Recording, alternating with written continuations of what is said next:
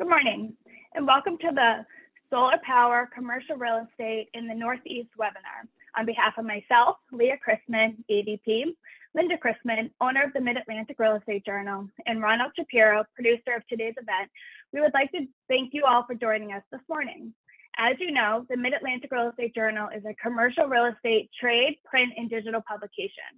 We have a readership of over 25,000 industry professionals throughout the Mid-Atlantic region. If you find this program interesting and would like to get your company involved in a future webinar, please reach out to myself or Ron for more information. I would like to thank our sponsor for today's event. Without their generous support, this conference would not be possible. Thank you to our program sponsor, Infiniti. Ronald Shapiro will be today's moderator. Ron is Assistant Professor of Professional Practice, Finance, and Economics Department at Rutgers Business School. He teaches real estate, finance, investment, and financial management courses on the Newark and New Brunswick campuses. If you have any questions throughout the webinar, please send them directly to Ron. Please welcome Ron and his amazing speakers. Thank you, Leah. Good morning, everybody. This morning, we are pleased to present three executives from Infiniti Energy: Jeff Bauer, Director of Project Originations; Joseph Henry, Director of Project Finance; and Liz Conroy, General Counsel.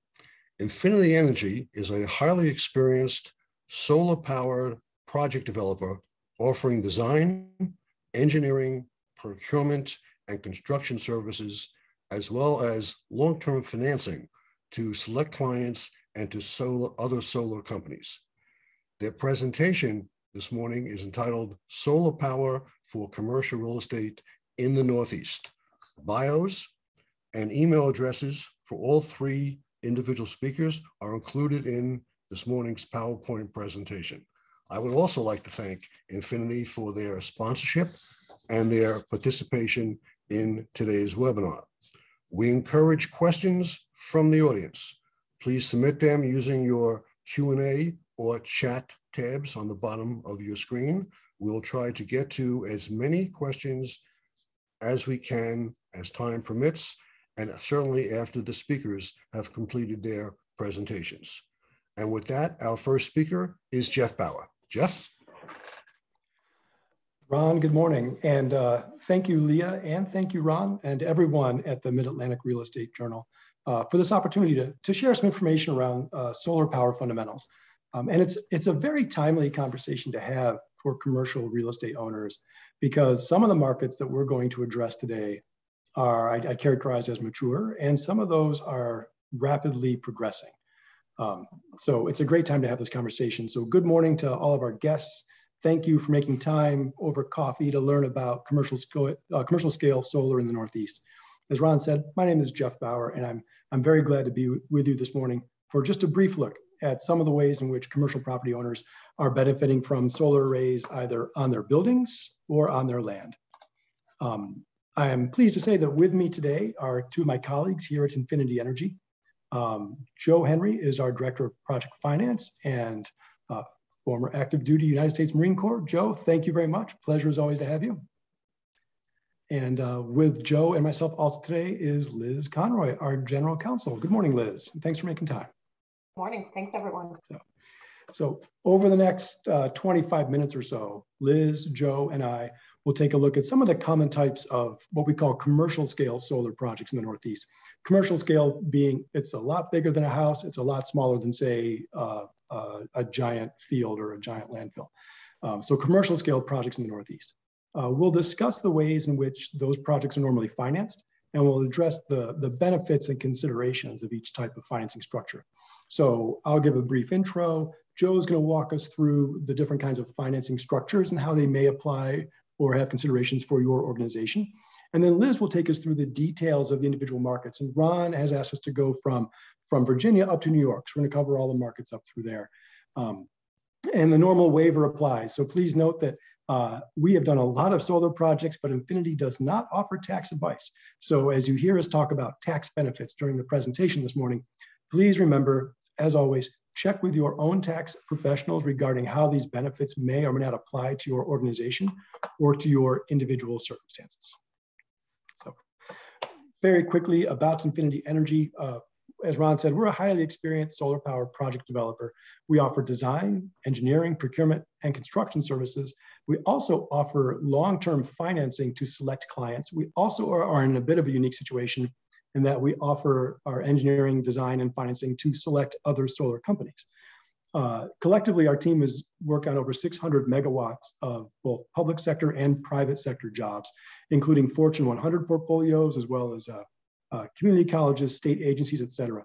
And when I say 600 megawatts, to put that into perspective, that's about the equivalent of 70 or 75,000 average US houses. So we've done a lot of good work as a team over the years.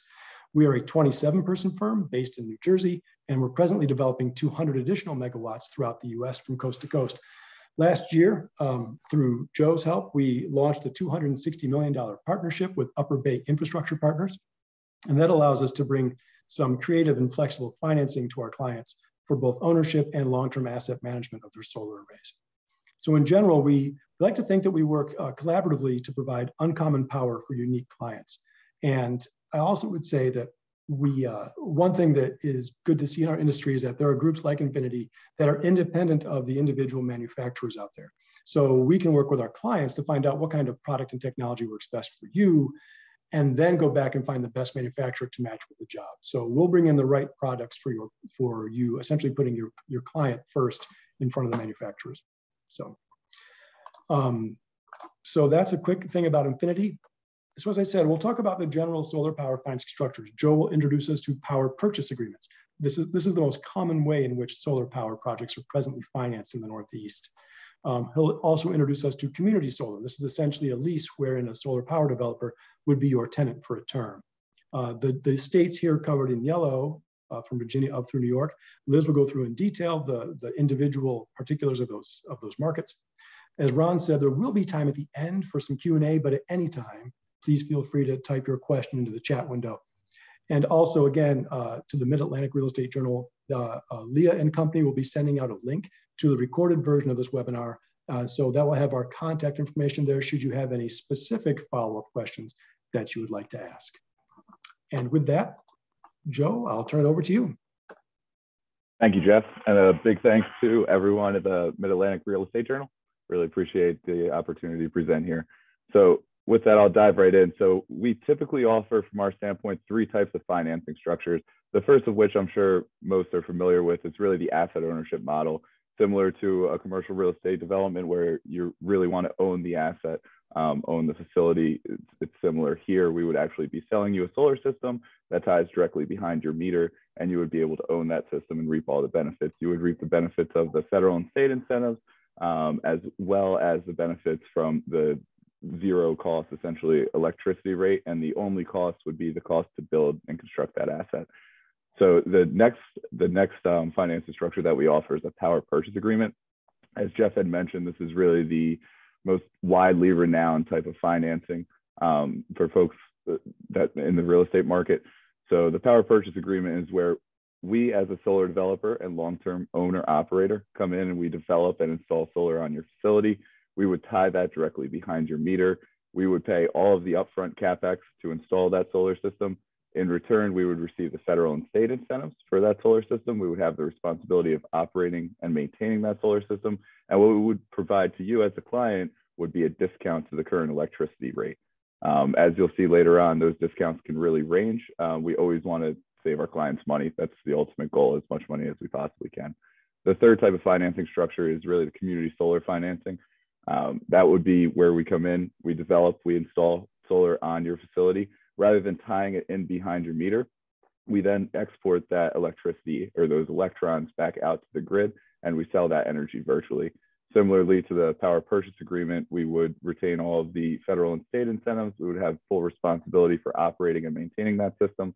However, the benefit to you as the property owner would really be that lease rate. Essentially, we're just coming in and we want to be a tenant on your property. So you would have no obligation to buy the power. You would generate revenue through lease revenue, and we would then sell the power elsewhere.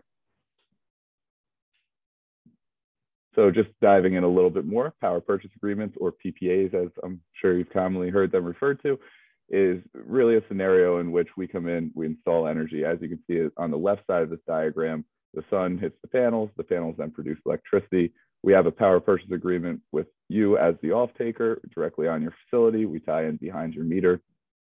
The agreement is typically for a term of 10, maybe 15, 20, 25 years to purchase that energy at a discount.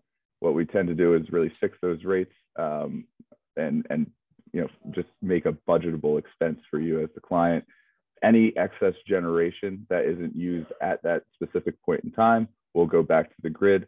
Your meter will actually credit you for that generation. And then as you pull electricity from the grid, you would be pulling it at the power purchase agreement price, which would be a discount to the current retail rate of energy. Next slide, please. So there are three basic characteristics of a power purchase agreement. The year one price is typically in dollars per kilowatt hour, similarly to what I'm sure you see on your electric bill. Again, we try to make that less than what the current retail rate is in all scenarios. The second, I guess, leg of a power purchase agreement is really the escalator. So that's how much that year one price will escalate each year. They typically range anywhere from 0 all the way up to 3%, depending upon the market. We try to gauge those. If there is an escalator on the power purchase agreement, we try to gauge those in line with the increase in retail energy over the past 10 to 15 years. And then the third leg of that tripod there is really the term. So how long is the contract? Is it 10 years? Some scenarios we can offer a 6-year term, really a shorter term. And then we can go all the way out to 25 years in different scenarios. So PPA benefits. I feel like everyone has to have seen the ads by this point, but the PPA is really a $0 upfront cost to the energy consumer. So there's no CapEx. You don't have to pay us to put solar on your facility. The benefit to you is really that you're getting a discount to energy. We'll pay for the entire system. We pay for the township permitting. We pay for the interconnection. We pay for the system itself. We pay to tie that system right into your meter and any upgrades therein. And what we receive in return is really the incentives from the state, or the RECs, they're typically called. The federal government has tax incentives, being the investment tax credit, or ITC, as well as accelerated depreciation, whether it's through MACRS, the modified accelerated cost recovery system, or it could be through bonus depreciation in year one. And then our third revenue stream is really that discounted rate of energy. So this creates energy certainty costs. You can really budget the amount that the system is going to generate year over year.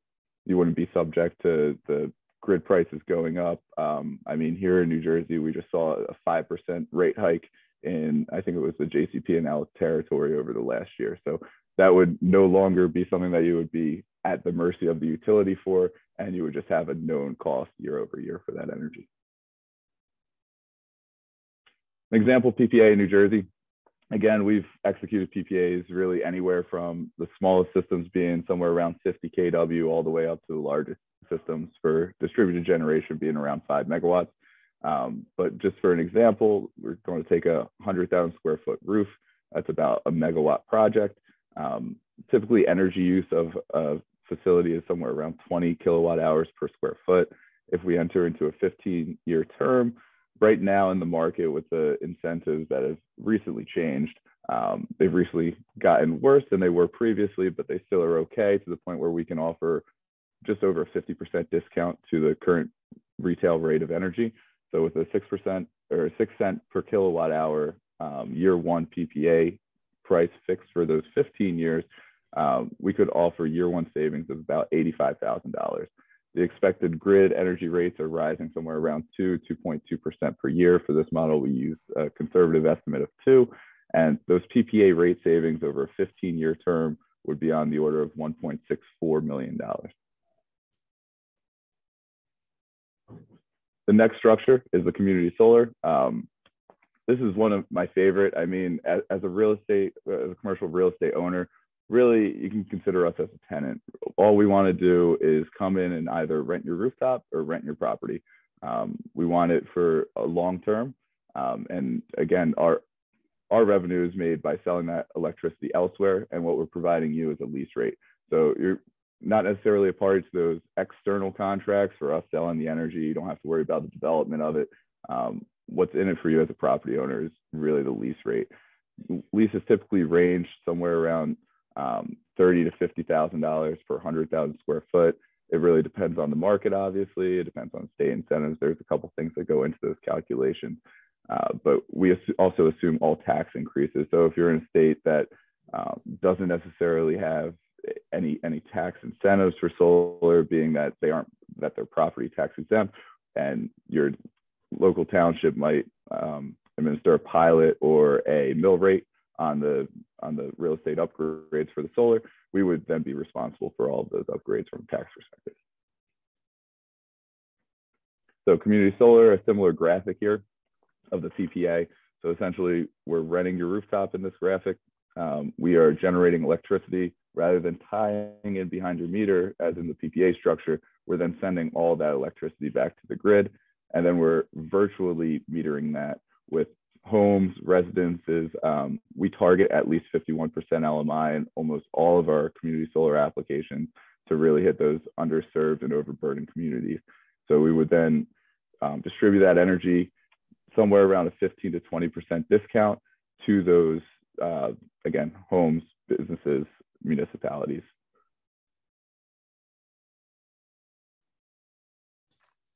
And this is an example of a New York community solar project. As you'll see later, New York is kind of leading the day in community solar currently, and a couple changes in their economics have recently occurred. But in Westchester County, as of right now, this year's economics, this is roughly what we could offer in a community solar project for Westchester. 100,000 square foot roof, about a 1 megawatt solar array. A 25-year lease term is what we'd be hoping to enter into. And that's about $50,000 per lease revenue a year for you as the client. And with that, I will turn it over to Liz to take a deeper dive into each state individually. Thanks, Joe, and thanks so much to the Journal for having us. It's great to be here.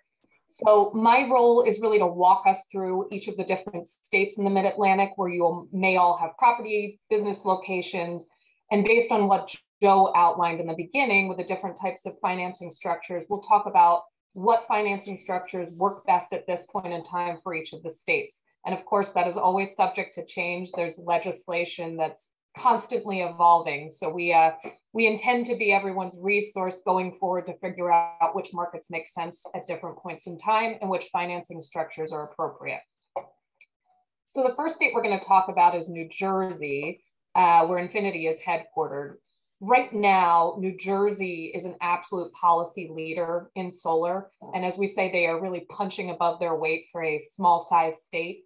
They've set a really lofty goal in New Jersey of creating 100% clean energy with an 80% reduction in state generated greenhouse gases by 2050. So this is a state where if you are not already in the solar market, now is the time. The incentives are very strong and the market is quickly filling up. So an additional point in New Jersey, in addition to just the strength of the RECs and the market in general, is there was recently a piece of legislation that was passed for solar ready roof space. So effective on July 1st, 2022, warehouses in the Garden State with at least 100,000 square feet, the state is now mandating that at least 40% of that roof area must be solar ready. So that's something that we are talking to our clients about. How can we help you be prepared when July 1st comes around to be thinking about the solar ready roof space?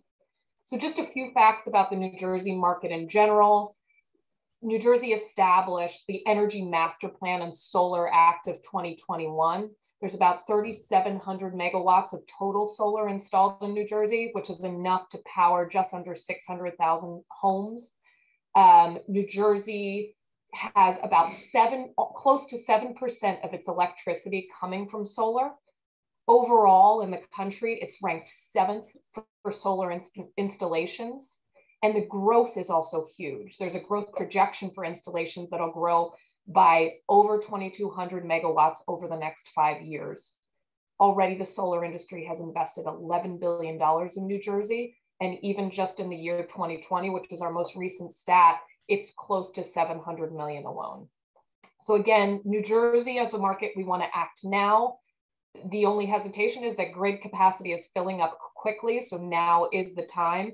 And the only other thing to be aware of in New Jersey is that sometimes the utilities act a bit slower in terms of kind of the bureaucratic hurdles, getting interconnections set up, making sure that you are in that queue early really helps alleviate some of that burden. So this is a state where, because of the incentives, we look at when a client comes to us, the ownership model, the PPA model, and the community solar model. All are strong in New Jersey. So the next state we're going to look at, which is another strong state, is New York. So again, very strong state, solar market, a very aggressive goal, much like New Jersey. In New York, their goal is to have 10 gigawatts, which is 10,000 megawatts via the NY Sun program, ready to go, and to have 70% of its electricity coming from renewables by 2030 in New York. Right now, New York is the #1 state in the nation for community solar installations. And there are certain areas in the state that make more sense financially. The Hudson Valley, the Con Ed territory, and Westchester County are particularly strong right now. But as in New Jersey, in the strong markets, that also means grid capacity is filling up. So now is the time to act if you have properties in those territories. And I would also add that in New York, unlike New Jersey, the utility process is actually much smoother, especially in those areas we highlighted. They are used to dealing with this. It's a smoother process generally. Now is the time to act, particularly again in the Con Ed territory in Westchester County. But New York is a growing and viable market. And in New York, again, much like New Jersey, we would consider ownership models, PPA models, and community solar. The next state we're looking at is Pennsylvania. So Pennsylvania is not as favorable as the story of the other two that we've covered, but it is growing and it will be soon. So there have been policy initiatives that have been circulating in the state in terms of both incentives for PPAs and community solar for quite some time in Pennsylvania. Generally speaking, there is broad bipartisan support. There are all of the the intrinsic nature of politics in Pennsylvania has led to the point where we have bills stuck in committee because of certain electoral politics or, back and forth games between the parties. But generally speaking, these bills are there and they are ready to act on these bills in Pennsylvania. So what does that mean for us right now when the incentives aren't quite there yet? And what does it mean for you as a commercial property owner? It means that you have the opportunity to get in on a market that hasn't taken off yet. So asset ownership, owning the panels yourself, owning the systems yourself is absolutely viable in Pennsylvania right now. In terms of community solar, since we are expecting community solar legislation forthcoming in Pennsylvania, you can sign a lease option agreement, which gives you some upside for the future. So we can come out, we can talk to you about your roof space, your ground space. We can talk about how it could or would be viable under a potential community solar program. And we can start doing some of the initial engineering and design work on your property. So signing up and doing some of that exploration under a lease option agreement is a really good option in Pennsylvania right now. And the other option is if you are looking for some of the sustainability benefits of having solar on your roof without a huge need for power purchase savings at this point in time, a PPA really is still a viable option in Pennsylvania. So as we say to several of our clients, if you are looking to go brown to green, you are simply looking to say, we are a company that is committed to going green, to building sustainable energy on our rooftops, on our ground. We can absolutely help you with that conversion without an increase in cost. So it would simply be an opportunity for you to take advantage of sustainability, being able to market sustainability to your clients and turn your roof space or your ground space green to brown, or brown to green, excuse me. The next state we're going to be looking at is Delaware. So Delaware, as we all know, has a lot of commercial property as the capital of corporate America, but the market here has been challenging. This is a market where we have not seen a lot of movement in the legislature yet on, incentives and community solar, but we expect that is coming in the next few years. So right now, asset ownership is really the best push if you want to put solar on your rooftops in Delaware. We can help talk through what asset ownership looks like. And it's surprisingly complex. So we're happy to talk about your specific property, where it's located, which utility is involved, and help think through asset ownership in Delaware. But again, as of now, we expect growth in Delaware, but it's not really a viable community solar or PPA market. The next is Maryland. So Maryland for quite some time has had strong regulatory and legislative support around solar. So they have a REC system, or renewable energy certificates system, that is very strong. But it's important to note that that is anticipated will drop off in the next few years. So right now is the time to take advantage of those RECs in the Maryland market before they start to drop off. The other thing is to think about community solar, especially in certain territories in Pennsylvania, in Maryland, the BG&E and PEPCO territories are economically advantageous right now to commercial property owners. So community solar is certainly something to think about, particularly in those utility areas. So again, in Maryland, thinking about PPAs, especially right now with the strong renewable energy certificate market, PPAs are a great option. Community solar, especially in those certain territories, and then asset ownership, again, is always something to think about.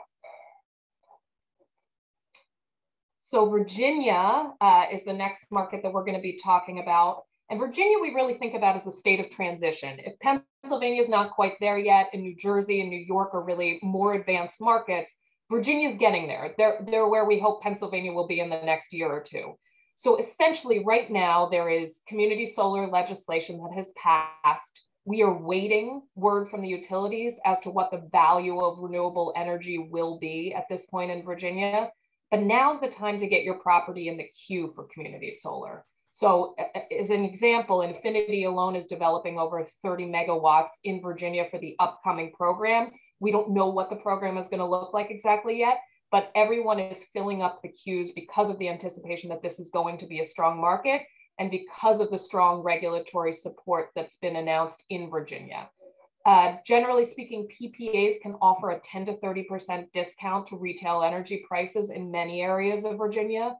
And at this point, based on what we know with this market, it looks like asset ownership, community solar, and PPAs are all going to make sense. So again, this is a market we want to get lease option agreements signed so we can get in the queue, ready to go when we hear more about what the actual market is going to look like.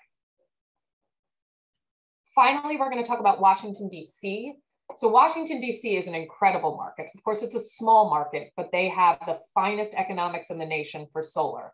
So as an example, if we are on someone's rooftop in Washington, D.C. for community solar, we can pay you a lease rate and we can give you free power from the array. That is how good the economics are in Washington, D.C. right now. So, the downside is, of course, because it's a city, because it's small, roof space tends to be limited. So in terms of thinking about what makes sense in that market, we're thinking 30,000 square feet and larger in the Washington, D.C. market. But again, if you have properties in that area and you want to talk about what may make sense, feel free to run it by us. Asset ownership, PPAs, community solar, all make sense in D.C. right now. So this is just a recap of what I've talked about. Generally speaking, we have New York, we have New Jersey, we have Virginia, we have DC, we have Maryland that all make sense, PPA, community solar, or asset ownership. And then we have some developing markets like Pennsylvania and Delaware that aren't quite there yet, where at this point we're recommending asset ownership or locking into some of those lease option agreements with the anticipation that some other ownership models may work in the future. And with that, I'm going to turn it back to Jeff. All right, Liz, thank you very much for that superb overview. So that's a lot of information, and this is the last slide, so everyone can breathe. The last slide, so kind of summarizing the ways in which solar is done throughout those territories for which Liz gave us an overview. Again, there are three ways to think about it if you're a commercial property owner anywhere from Virginia to New York. To match the client with their need, asset ownership in the gray column here on the left Again, the structure, as Joe said, is familiar to most folks. We come in and we build something and you buy it. You pay us money and then you own the array, and you can sign us up to do the long-term operation and maintenance if you want, but essentially the array is yours and your power is free. The benefits of asset ownership: your ROI is good, your tax bennies are good, you've got great price stability because you've already paid for your power, and you've got a superb hedge against rising utility prices, and there's no commitment to term. Something to consider for asset ownership: if you want to own that array yourself, have a conversation with your provider around capital requirements. So, and with that, tax appetites. So if you're going to spend $1 million on a solar array, the investment tax credit at the federal level would be $260,000.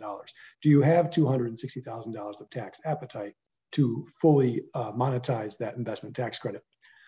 This is a good example of why nonprofits, so community colleges, nonprofits, government agencies, they don't do asset ownership. They do PPAs or community solar, because that way someone such as Infiniti can come along and monetize those tax bennies.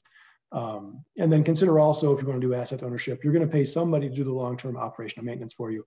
And these renewable energy certificates, in some markets, you own them. In some markets, the utility owns them. If the utility owns them, there you go. If you own them, you can turn around and monetize those. So something to consider under asset ownership. As Joe said, the most common way in which commercial solar is done in the US is power purchase agreements, or PPAs. That's the blue column here in the middle of the screen. So in that case, Infiniti comes in, we build it, we own it, we operate it, we deal with the utility, we get everything turned down, we deal with the permitting agencies. And then the building owner purchases the electricity from Infiniti over time. So that's the term with a capital T, should be a capital T. The benefits to you as a commercial property owner: no capital required, great price stability and hedge against utility prices.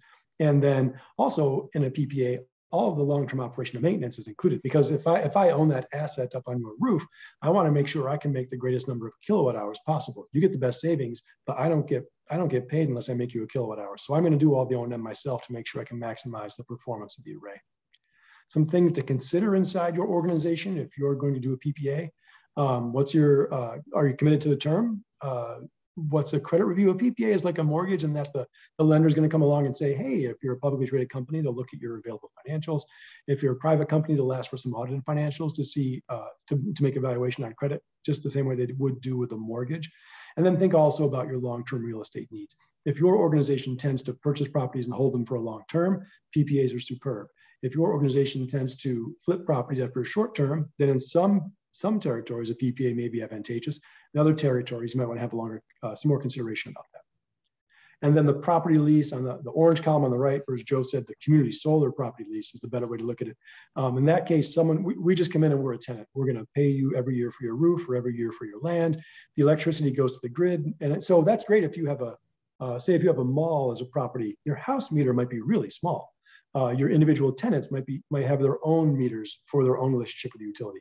In that case, if your house meter is small, but your roof is huge, community solar is the best way to monetize that roof. We can build a huge array, all the energy goes back to the grid, and we're just your tenant for the roof.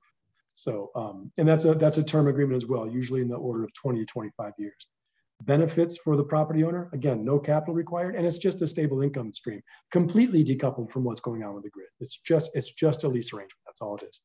Some things to consider under a community solar property lease. The asset remains with the premises for the lease term. So if we sign up for a 15 or 20-year lease term and you choose to sell the property at some point within that term, then the agreement we have survives the change in ownership. So the new owner would still allow us to be on there for the rest of the term, on there being the roof or the ground. So those are the three ways in which it's done. Liz did a superb job in telling us about the territories. Ron, I'm going to turn it back over to you after I say thank you to everyone for making time. I know it's a busy time for everybody, especially in real estate and especially in these territories. Ron, what questions may we answer for our guests? Well, first, let me thank Jeff, Joe, and Liz for a great presentation. And I do have a couple of questions I like to ask, but as I ask them, I'll just mention to the audience that if they have any questions that they want to ask any of our speakers, please put them in the Q&A panel or the chat box, and I'll look at them and I'll relay them to the speakers doing our presentation. So Jeff, my first question is as follows. If I, as a potential client, am ready to go solar today, how long would the process take? Yeah, perfect question. if you speak with a solar developer today, it's going to depend on the territory, of course. In general, that answer is it can go 6 to 18 months. So a permitting agency, say your local building department, et cetera, for rooftops. Rooftops are going to be shorter in that range and ground mounts will be longer. But we can get a rooftop going for you. We could probably be on the roof in the best territories in Jersey, et cetera. We could be on that roof in say 3 or 4 months. And actual construction, for the examples Joe gave of 100,000 square feet, actual construction is 6 weeks. Like actual time on your roof is about 6 weeks. Most of it is permitting, working with the local AHJs or the authorities having jurisdiction around who can give us the building permits. And then the utility is going to come out and do an inspection at the end as well. So if it's a ground mount, in Virginia is a good example. If it's a ground mount where we expect the utilities will let us know what the value of a solar kilowatt hour is sometime this summer, it's still going to take us about 6 months to get through the permitting process on the ground. That is working with the county or the township to make sure that we've gone through wetlands review, any critical habitat, endangered species, et cetera. That can take a little more time. So Virginia's a good example. There's a little bit of a time delay there, waiting on legislation to give our clients the most favorable economics. And there's going to be some time delay there, just as we in the background are going through the process before we get onto your parcel or onto your premises to build the asset. So I'd say 6 to 18 months is the general time frame, Ron. Now, obviously, the construction obviously has to occur on the roof, and so the obvious question that comes to my mind is, how does the solar construction impact a property owner's roof warranty? Joe, do you want to take that one? I'd love to. So in essence, it won't. That's a short answer. So what we do is we work with all the common roof manufacturers. We kind of have them on speed dial from our construction team. So we really make sure that roof warranty is not impacted whatsoever by our solar installation. That will succeed and live out the solar install. And as I'm looking at some of the questions coming in from the audience, let me pose kind of a comment, because I need a couple of minutes to write these questions down here. Something that Liz mentioned really caught my ear, particularly when she was talking about New Jersey. And I'd like to maybe have her repeat it. I think, and I may not be able to say it exactly the way she said it, but what I heard is effective July 1 of this year in New Jersey, there's a certain percentage of that roof space that must be converted to solar. Liz, can you say that again? Because I don't think anyone in New Jersey knows that. Yeah, so this is the solar ready roof legislation. And by the way, I'm happy just to have conversations with people about this generally if they have further questions. So this is specifically targeting kind of this warehouse spread in New Jersey. So if you have space that has over 100,000 square feet, what the mandate says is that 40% of that space must be solar ready. So it doesn't mean that you need to have solar on it right away, but you need to have roof space of up to 40% that is ready to go solar. So we're happy to talk specifically with anyone who has that type of 100,000 plus warehouse space about how that legislation will impact them. Okay, and that gave me the 2 minutes I needed to mention our first question from the audience, which is coming from Chad. And I'll let Jeff determine who's best to respond to this question. Chad's asking, in a lease scenario, is there a restoration clause at the end of the term, or is the property owner on the hook to remove the equipment? Good question, Chad.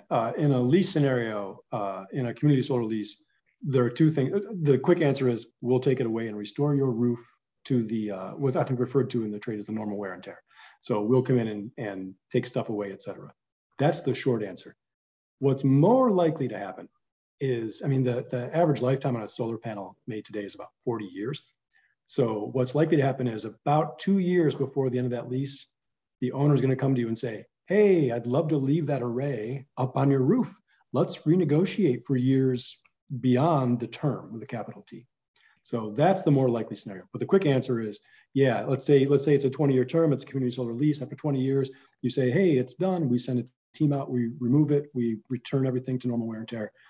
and we go our separate ways. Thank you, Chad. Okay. Good question. Next question is coming from Glenn. Glenn's question is, what is the single most vulnerable part of the logistics chain related to the purchase and delivery of the materials and the actual construction? Liz is the general counsel. I'm going to say I don't offer investment advice. Joe, do you want to talk on this? And can you keep it under 12 hours? Because that's a hell of a question. Heck of a question. But Joe, can you talk about vulnerability in supply chain?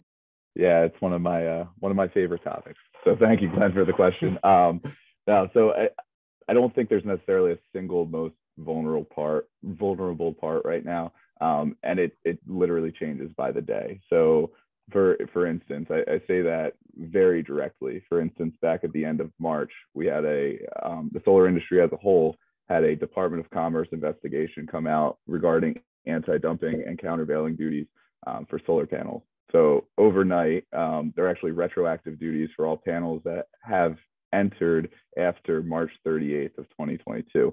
So overnight, modules became the single most vulnerable part of the logistics chain.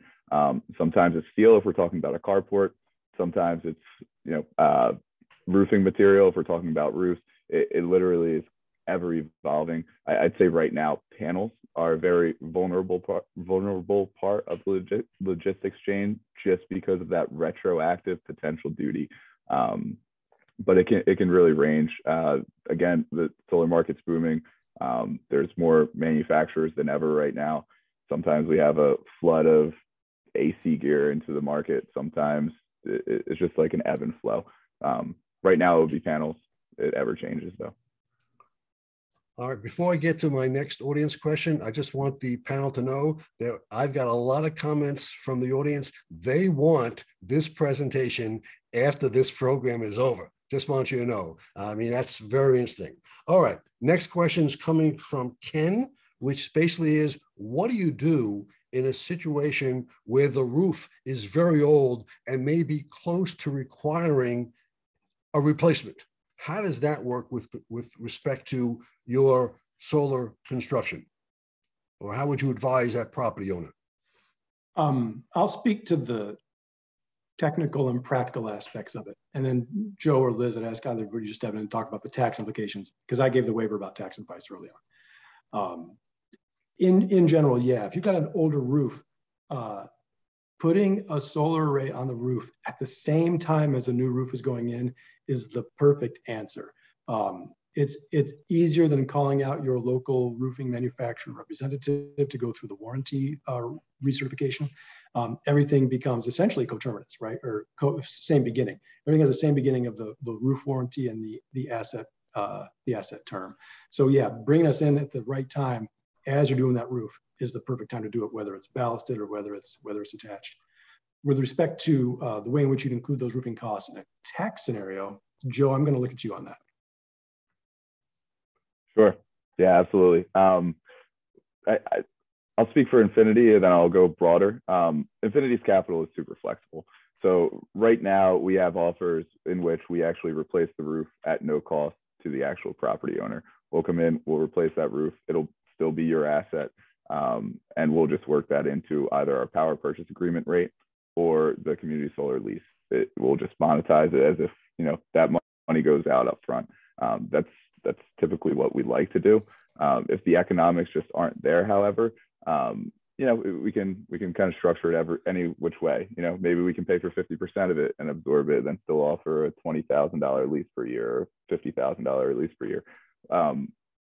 We're really agnostic, right? That's what it boils down to. We want to replace the roof. It's in our best interest to replace the roof prior to the solar install.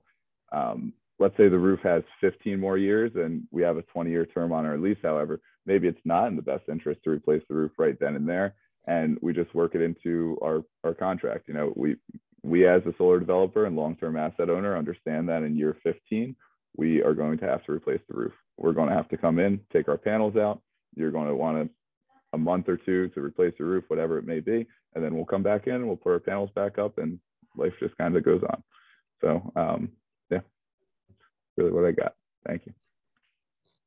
One of our audience members would like some further clarification on what the life, I guess in terms of depreciable life, what's the life of this solar equipment? And can you comment on what some typical service and repair items that you have found are needed once the equipment is installed? I'm glad to take that one. Liz, unless you want it on life. No, okay, easy enough. Liz is looking at me because I'm celebrating 31 years in solar, 10 of which were in solar factories. So I've done this testing myself, and it's neat to watch solar panels evolve over the years. In general, modules are warranted for a certain percentage of their output. It tends to be 90 or 95%, or a certain degradation per year of 0.5% per year. So that's a warranted term. If you're looking at modules with less than that warranty, find a different developer. In testing, if you go to the national labs of the world or the Fraunhofer Institute in Germany, and these other folks that do this accelerated lifetime testing on modules, they'll tell you that it's reasonable to get 30 or 40 years out of a modern solar panel. So that in general is the quick life cycle. In terms of environmental impact, one thing that I would point out is that and again, I'm an old person now, but when the last time I looked at this specifically was about 10 years ago, in the average part of the US, so somewhere between Jersey and Southern California, a solar panel out there performing for about 16 to 24 months takes care of all of its carbon that went into the manufacture of it, including the shipping of cells that might have come from Asia, the smelting of aluminum for frames, and the manufacture of glass. So if I've got 40 years on a module, that gives me 38 and a half years of benefit in terms of carbon. Are the components recyclable? Yes, and complicated. The simplest thing, like if I think about, again, the carbon impact, I think about the aluminum as number one, and the aluminum frames just easily come off and are recyclable. Getting new aluminum for new frames. And one thing that someone asked earlier about are the challenges in our supply chains. We don't think about it as a developer too much, but as manufacturers, one thing that the module manufacturers are up against is the supply of good aluminum for their frames. So we can certainly strip the aluminum off and recycle that. The modules themselves tend to be, they're by weight mostly glass, and then the second greatest weight there is silicon. There's lead-free solder on them as well. There are some manufacturers out there that use thin films that have some interesting chemicals in them. I'd say they probably represent less than 10% of the capacity, maybe less than 5% of the capacity in the country. There are a couple different organizations now with nationwide reach that are doing full life cycle recycling of modules. The decommissioning process is very easy. The disposal of them, we're looking to private agencies now. I think there's some legislative efforts afoot in various parts of the country. But when we look at long-term life cycle, we're talking, for example, with a county or a state about doing a project for them, and they ask a question about what we do at the end of it, at the end of the life cycle. We go back to a couple of private agencies and ask their opinion about whether or not they could recycle the majority or dispose of those for us. The other stuff in an array, wires are easy. We have a mature industry for that. And in the inverter, the thing that converts the solar array energy to the grid energy, for the inverter, the majority of that weight as well is recyclable. And some of that is computer style stuff, integrated circuits. So anyway, good question. I could go on, but I'll save you. Our next audience question concerns the asset ownership type. And the question is, does it make sense? And maybe you can add some clarity to a property owner looking to purchase the equipment and using C-PACE financing. And I'm not quite sure I'm capable of even explaining what C-PACE financing is, but I'll leave it up to you guys to figure that one out. Liz is smiling. Do you want to take that one, or do you want to give that to Joe? Liz, C-PACE. I'm happy to weigh in, but I think Joe is the expert here. Well, why don't you start for us, Liz, and then we'll hand it over to Joe. Just in terms of asset ownership and C-PACE, you know, I'm not even going to do it because Joe deals with this every day, so I think it's easier to let him go for it. All right, thank you guys. No, appreciate the question. Definitely an interesting one. Depending upon where you are, C-PACE is enacted in your territory. There's parts of Pennsylvania right now that it is enacted. It should be coming in New Jersey. And let me rewind for everyone's edification. So C-PACE is commercial property assessed clean energy financing. So essentially, rather than going to your bank and having them take a collateral position in whatever it may be, either the solar system and the equipment itself, or maybe in your building, like through some sort of mortgage, there's enacted legislation in certain areas that allows you to take a property assessment through literally your local township, that they lean it in that manner, where the township has like a tax priority lien essentially on the solar, and it just goes with the building. It's attached to the actual facility. So anyway, that's CPACE in a very, very small nutshell. And it does make sense. It's a great method of financing. There's a countless number of methods. CPACE, you literally pay off your debt essentially through your tax payments, which is an interesting structure. The lien priority, again, it's assessed onto the actual property. So it's kind of nice for the lender. The town works with them to get that lien priority worked out. I say the lender on the mortgage side, typically. That lender, they kind of work with the town to get everyone's collateral perfected, if you will. It's definitely a great method. There's a countless number of methods. Asset ownership, I think just at a high level for the majority of the Mid-Atlantic region, we're really looking at returns on investment, or like a break-even analysis, I guess, in like somewhere between year 4 to 10. Even in the worst markets, year 10, you're getting that payback, and it just makes sense. You're looking at like 20, 25, 30-year internal rates of return, at least in the double digits. Even in like Pennsylvania, you're looking at 10 to 12 IRR, 10 to 12% IRRs. And then if you come into New Jersey, I mean, we have solar on our facility here, and we're looking at like a 30-something% IRR just from an ownership standpoint. So it definitely makes sense. How you finance it, you can finance it through CPACE, you can finance it through a debt structure where the lender takes collateral, you can finance it in cash, obviously, or you can do some form of lease, typically capital lease, whereas you would be able to take those tax incentives, or an operating lease, whereas the bank would take the tax incentives, then lease you the equipment, and usually there's some kind of buyout there. But absolutely, asset ownership makes sense. CPACE financing definitely makes sense. Joe, just as a follow-up to this asset purchase concept, I assume that once that equipment goes on that roof, that property owner is going to anticipate and expect some type of real estate tax increase over time. Sure, depending upon where you are. So here in New Jersey, they're actually property tax exempt. So you would not expect a tax increase as long as you're tied in behind the meter. Right now with community solar, it's a little hairy, so we don't exactly know the value of those tax assessments. But if you're tying in behind your meter and servicing your on-site load, you don't have to worry about taxes here in the state of New Jersey.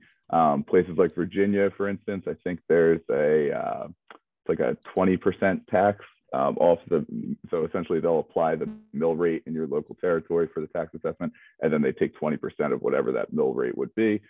In areas like New York, almost across the board, those facilities are really administered a pilot. Same thing in Massachusetts.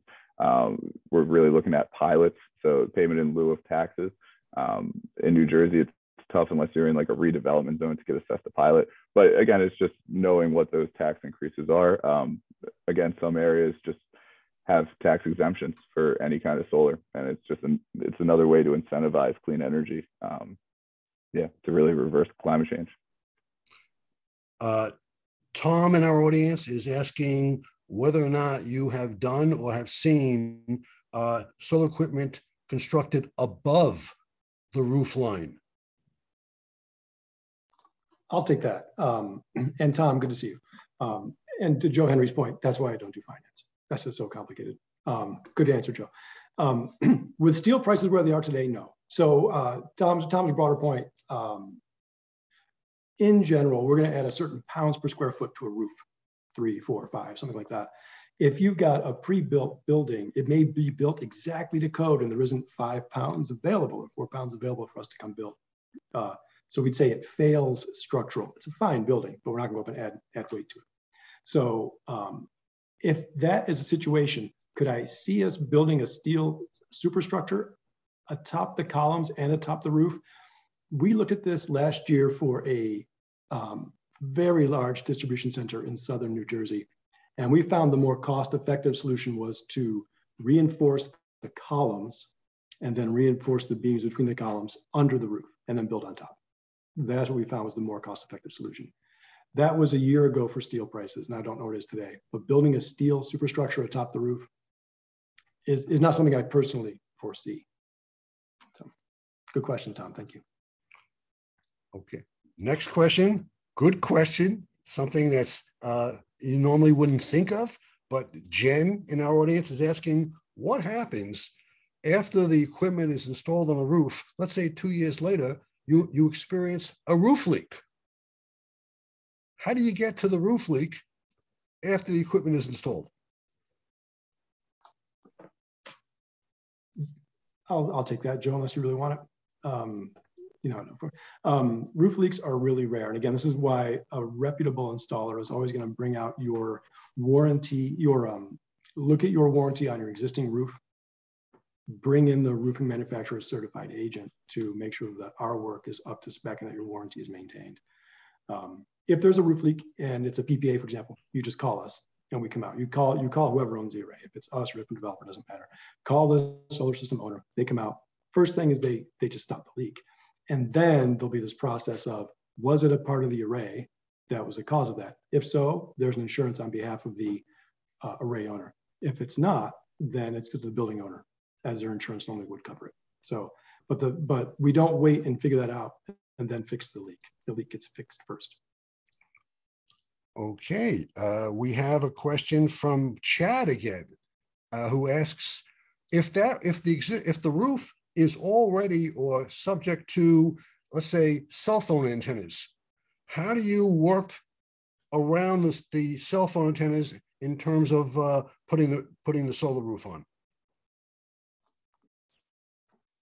It's just this. I can answer this unless Liz or Joe want it. The literal answer is in Chad's question. You work around it. So cell phone antennas, HVAC equipment, other communications gear, wire runs, skylights, access ports, all of those, depending on the jurisdiction, have a certain setback. So there are three things to take into consideration. One is usually your jurisdiction will say, hey, you got to be this far back from the edge of the roof, this far back from a skylight, like 4 feet, et cetera. And HVAC equipment, you have to be a certain distance back so that people can come in and work on that gear over time. Same thing with cell antennas. And we leave walkways between the rows of the array, so that in year 10 or year 12, someone comes out to replace HVAC equipment. They have a clear path from wherever the general roof access is and they get out to their gear. So those are the first two answers. One is walkways. The second is clear setbacks defined by the type of obstruction there is, whether again, it's HVAC, a chimney, a stack, for example, a chemical factory, a stack off the top. And the third thing is just best practices for your local AHJs. They usually dictate that whether or not there are obstructions on the roof, every 100 or 150 feet, you have to have a walkway anyway between the arrays. That's also just good practice because the racking systems we build are going to expand and contract with heat changes. So it's always good to have some walkways in there anyway. So in general, we just set back from the antennas, et cetera. If it's a big antenna, some of us on Team Infiniti built a project for a very large, well-known telecommunications provider in Central Jersey a couple of years ago. And the antenna was whatever, it's like 60 feet tall. That's a little more problematic because of that's a big setback. It's a big setback and making sure folks have access to that. And that was a routine maintenance issue. So anyway, that's what we do. We stay away from it, say 6 feet, 4 feet, 8 feet, 10 feet. And Jeff, let me just add one thing here, because I think there's two important things to bring up. One is, I know that commercial property owners have for a while been taking advantage of being able to lease rooftop space for cell towers. First, I think it's a really good just analogy to community solar. You're leasing your roof space just like you would for cell towers for some of the panels to use for community solar.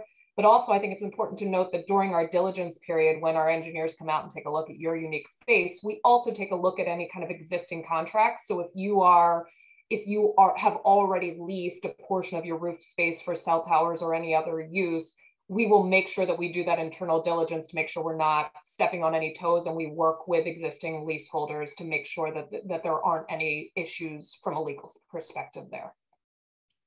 All right, we've got time probably for one more question, and I think I'll pose the question since the audience pretty much asked quite a few. And I suspect that this project, putting solar on roofs, works beyond just warehouses, industrial buildings. Can you speak to whether or not a property owner, let's say who owns a hotel or a retail mall or a self-storage facility, do the economics work as well on these other property types? Joe? I was gonna let you have that one, Jeff. Short answer is yes, absolutely. Yeah, I mean, we can really, I mean, if we're able to install solar panels, yes, absolutely. I did see a couple things in the chat that I did want to address very, very quickly. As far as parking lots, canopies, right? We've done them. Obviously, there's an extra cost burden. So the steel would be that extra cost, as Jeff had described. So if we're in a parking lot, there's that initial CapEx. Again, we're looking to garner a return from the installation. So in order to absorb that extra cost, there would be a toggle in one of the other levers. And we absolutely, we take care of all the municipal approvals, and we absolutely bear the cost of that. Yeah, we're never going to, again, when we say there's for community solar and for community solar and for power purchase agreements, when we say there's zero cost, there is zero cost. We like it's zero cost up front. And full transparency, when you see it online, like zero cost solar is not necessarily a real thing. Zero cost upfront solar is a very real thing. There has to be a way for the solar developer and long-term asset owner to recoup an investment. And again, the reason why we're able to offer discounted rates is because of the federal and state incentives. But the investment is really recouped between the federal state incentives as well as a discount to your current electricity. It's zero cost upfront. Just want to make sure that's out there. And Ron, if I mean, add quickly to Joe's comment, Sure. There's some geographic variations there as well. So we've been talking about the territories that the Mid-Atlantic Real Estate Journal tends to cover in general. But for example, there are going to be different considerations for a hotel parking lot in Florida, where we're presently building one, versus Illinois, for example, where we have a number of projects that we're presently looking at as well. So there are various, both in everything from labor rates to the price of steel to the amount of solar you get per square meter. All those things go into consideration, whether it's a hotel, as mentioned, or a mall. All those things go into consideration with respect to figuring out whether or not the economics work, and the individual utility it's in. In Illinois, there are a couple of big utilities, and it can vary a lot between them. So it's complicated, and our job is to make it not complicated for you. To Joe's point about zero cost, yeah, we bear all that cost about getting through all those permits and understanding the economics for you and giving you a viable answer. Thanks, Ron. Okay, well, we're basically out of time. That was one of the quickest hours I have experienced in my lifetime. Let me thank the three speakers and Amy for really putting this together. An excellent presentation. So I want to thank Infiniti for their participation and their sponsorship again. I want to thank Mid-Atlantic Real Estate Journal for hosting the program. And to our audience members, again, if you have any questions, even after the program is over, you can email them to me. Email them to any of our three speakers. If you like, email them to Leah at the Mid-Atlantic Real Estate Journal. We will make sure to forward your questions on to Jeff and his group. In addition, if any of our audience members, as Leah mentioned at the top of our program, if they feel that this type of programming is suitable for their company, feel free to email me or email Leah. I think we had a lot of compact information here in this last hour. I think it's pretty good. And again, I want to thank Infiniti, and I'll just leave it open for Jeff to make any final comments that Jeff wants to make. Merely to say thanks, Ron, thanks, Leah, and thanks everyone who attended today. There's a lot going on in solar, and we're here to help. Appreciate your time. All right. Thank you, everybody. Have a good day. Bye-bye.